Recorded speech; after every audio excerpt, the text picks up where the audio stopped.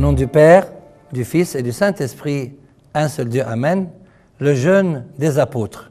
Chers frères et sœurs, en introduction, l'Église copte célèbre chaque année la fête des apôtres en commémoration du martyre des saints apôtres Pierre et Paul, le 5e jour du mois copte Abib qui correspond au 12 juillet. Et à cette occasion, j'aimerais aborder le thème suivant, le jeûne des apôtres. 1. Que personne ne prenne à la légère le jeûne des apôtres. C'est le plus ancien jeûne que l'Église chrétienne ait jamais connu. 2. Le Christ l'avait évoqué en disant « Les amis de l'époux peuvent-ils s'affliger tant que l'époux est avec eux? Les jours viendront où l'époux leur sera enlevé et alors ils jeûneront. » 3.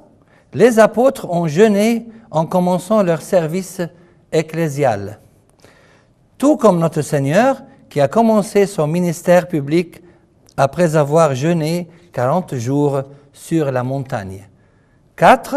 Le jeûne des apôtres est donc un jeûne ecclésial spécial pour le service et pour l'Église.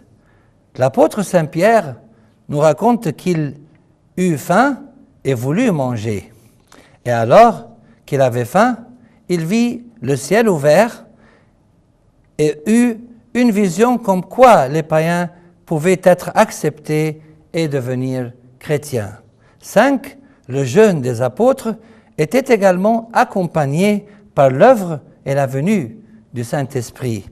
Pendant qu'ils célébraient le culte du Seigneur et jeûnaient, le Saint-Esprit dit « Mettez-moi à part Barnabé et Saul pour l'œuvre à laquelle je les ai appelés. » Le livre des Actes des Apôtres nous révèle ce qui suit.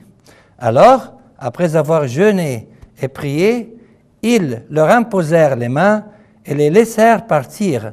Barnabé et Saul, envoyés par le Saint-Esprit, descendirent à Séleucie. Donc, le jeûne des apôtres est caractérisé par l'abstinence, la prière, l'œuvre du Saint-Esprit et le service ecclésial. 6. Le fait que l'Esprit Saint œuvre pendant le jeûne nous réjouit. Qu'il s'agisse de l'appel divin durant le jeûne, de l'ordination des serviteurs de l'Église qui s'accomplit pendant le jeûne, ou des serviteurs de l'Église qui jeûnent avant de commencer effectivement leur ministère. 7. Par ailleurs, il existe d'autres genres de jeûne. Le jeûne propre à la conversion et au repentir comme celui de Jonas, le jeûne de l'humiliation et de la modestie mentionné dans le livre de Joël, des jeûnes particuliers pour demander une faveur spéciale comme le jeûne d'Esther, ainsi que le jeûne pour l'exorcisme comme le Seigneur l'a indiqué. Quant à cette espèce-là de démon, elle ne sort que par la prière et par le jeûne. 8.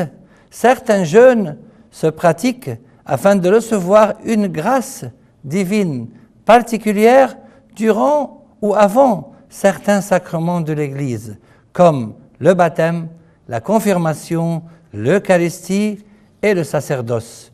9. Le jeûne des apôtres est important, car il permet d'en apprendre la nécessité et l'utilité en vue de l'exercice de leur ministère. 10.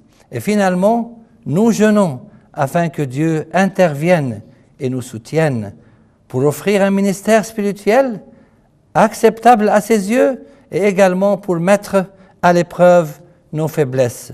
En conclusion, chers frères et sœurs, demandons à notre Seigneur Jésus qu'il accepte notre jeûne comme il l'a accepté le jeûne de nos saints pères, les apôtres, et gloire à lui maintenant et pour les siècles des siècles. Amen.